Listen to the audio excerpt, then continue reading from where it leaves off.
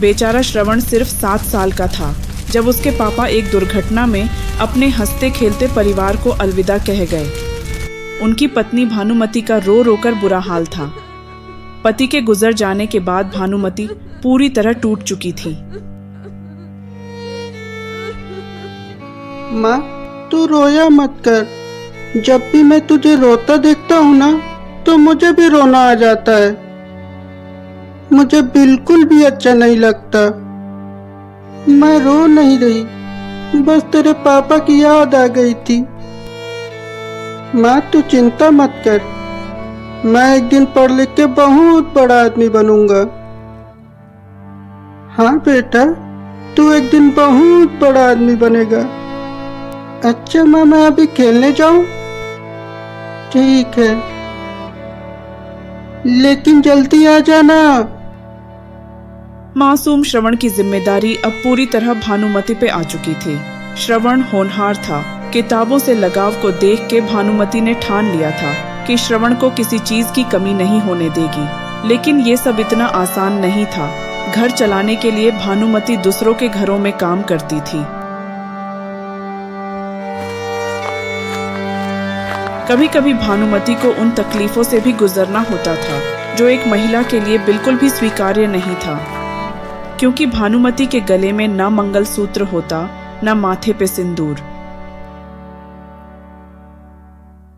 समय गुजरता गया और भानुमति का संघर्ष और मेहनत अपना रंग दिखाने लगा। श्रवण एक अच्छी कंपनी में मैनेजर बन चुका था। जल्द ही एक ऊंचे घराने में उसकी शादी भी हो गई। 1 साल बाद श्रवण की पत्नी ने फूल से बेटे को जन्म दिया। दादी ने उसका नाम कृष्णा रखा। अब भानुमति का सारा समय कृष्णा के साथ ही बीतने लगा और इसी के साथ परिवार के लोगों में दरारें दिखने लगी। अरे तुम मुंह फुला के क्यों बैठी हो? माँ ने कुछ कहा क्या? माँ क्या कहेगी? उनके पास समय ही कहाँ है कुछ कहने को। क्या मतलब है तुम्हारा? मतलब बिल्कुल साफ है।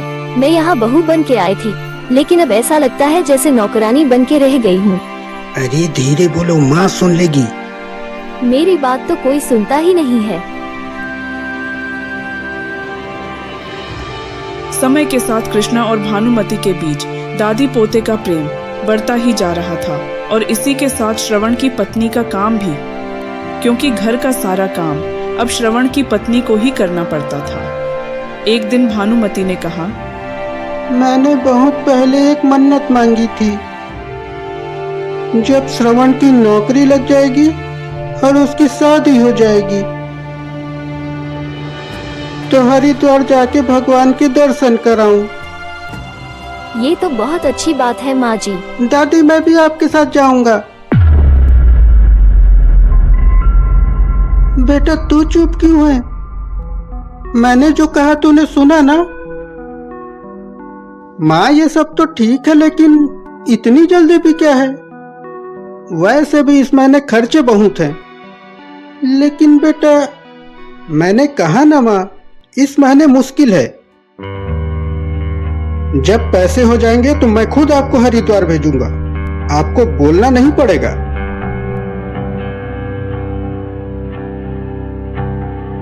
आपको कुछ दिखाई देता या नहीं? देखा ना कृष्णा ने क्या कहा? अरे अब ऐसा क्या कह दिया कृष्णा ने? वो अपनी दादी के साथ जाना चाहता था, तो इसमें गलत क्या है? माँ जी ने मुझसे मेरे बेटे को दूर कर दिया है। क्या बोले जा रही हो तुम? ठीक कह रही हूँ मैं कृष्णा को लेके कुछ दिनों के लिए मायके जा रही हूँ। वैसे भी उसकी छुट्टियाँ चल रही है। गर्मी की छुट्टियां शुरू हो चुकी थी। एक दिन श्रवण की पत्नी कृष्णा को लेके कुछ दिनों के लिए मायके चली जाती है। इधर कृष्णा की दादी उसके बिना अकेली हो गई थी। उनका अब घर में मन नहीं लग रहा था। बेटा श्रवण। जी माँ। वो मैं कह रही थी कि जब तक बहू और कृष्णा वापस नहीं आ जाते तब तक मैं हरिद्वार से होके आ जाती। ठीक है माँ, जैसा आप ठीक समझो।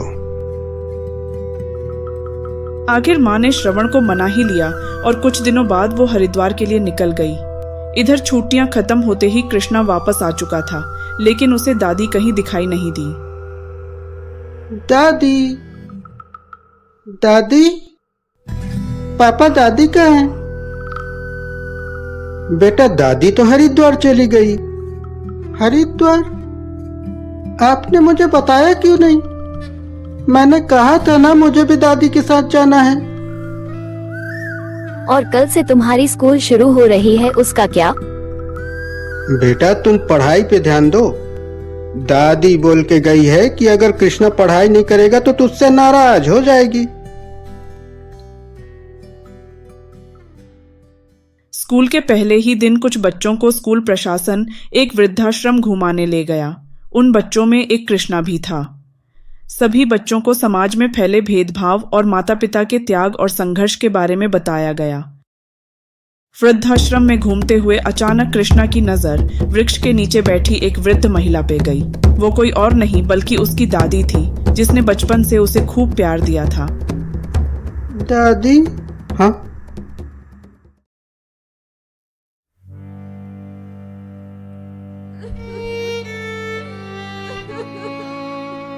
रो मत बेटा, मैं तुझे रोता हुआ नहीं देख सकती। लेकिन आप यहाँ क्या कर रहे हो? आप तो हरिद्वार गए थे ना? हरिद्वार?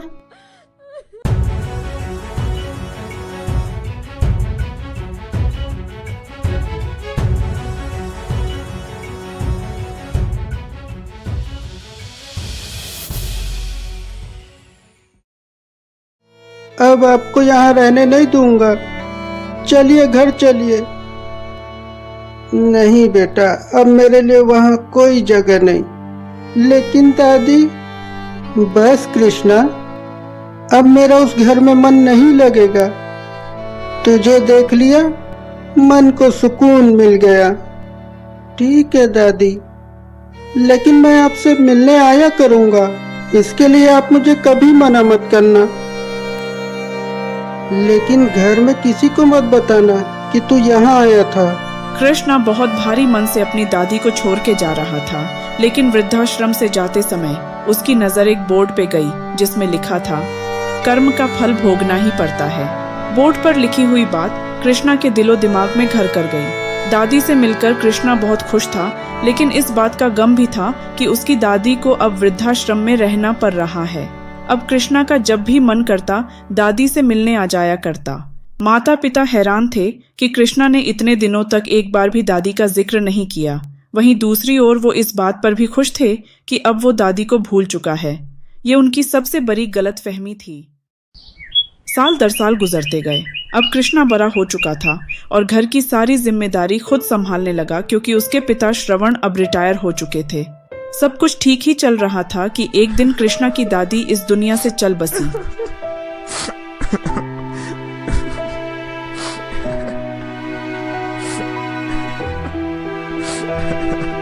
क्या हुआ कृष्णा, तू खाना क्यों नहीं खा रहा? कल हम लोग हरिद्वार जा रहे हैं। स्टेशन छोड़ने जाना पड़ेगा। ठीक वैसे ही ना, जैसे आपने दादी को छोड़ा था।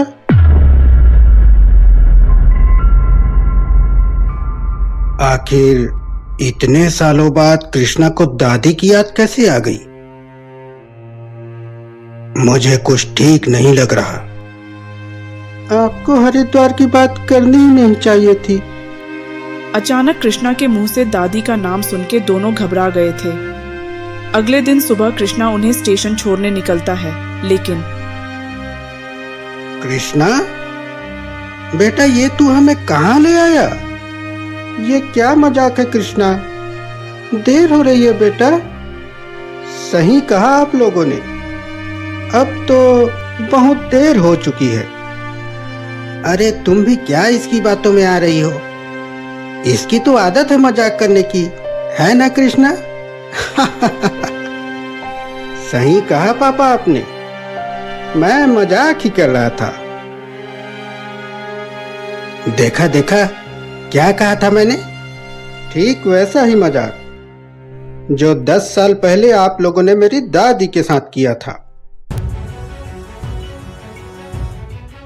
अरे क्या हुआ?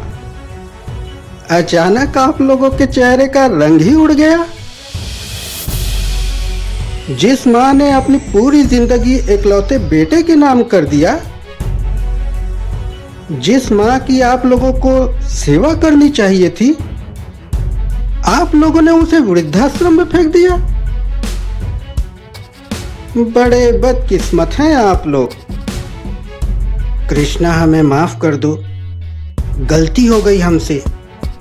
हम आज ही माँ को अपने घर ले जाएंगे।